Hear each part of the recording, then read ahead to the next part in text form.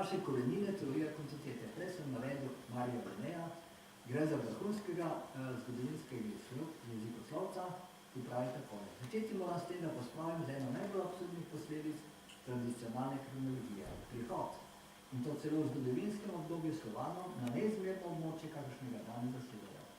Edini logični sklep je, da je južna veja Slovanov najstarejša in iz nje sta se razvili na različne načine in morda v različnih časih zahodna in vzhodna veja Slovanov.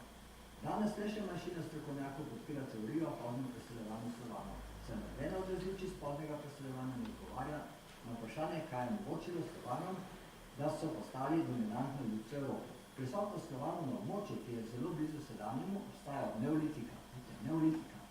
Slovani so prvi razvili poljedelstvo. Zelo pomembno. Slovanske kulture v srednji Evropi so poljedelske. Poljedelsko mešana ekonomija, ki kasneje omogoča rojstvo grškega, etruščanskega in latinskega organizma. Rojstvo grškega, etruščanskega in latinskega organizma. Germani so prevzeli poljedelstvo od Slovanov. Prihod skozi zgodovino 20. do 10. tisočletje pred sedanjostjo sredozemski Slovani, 10. do 4. tisočletje pred sedanjostjo srednjeevropski Slovani, 2. tisočletje pred Kristusom selitev na jug zaradi tradicije, stari vek Germanije in Normani prijemljajo Slovane, srednji vek Germanije in Normani nas izkoriščajo, novi vek. Tu se pa začne tisto, kar je pravzaprav, če mi se danes pogovarjamo.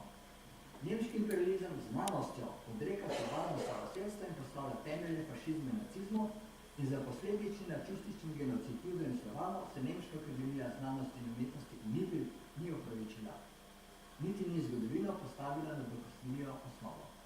To jih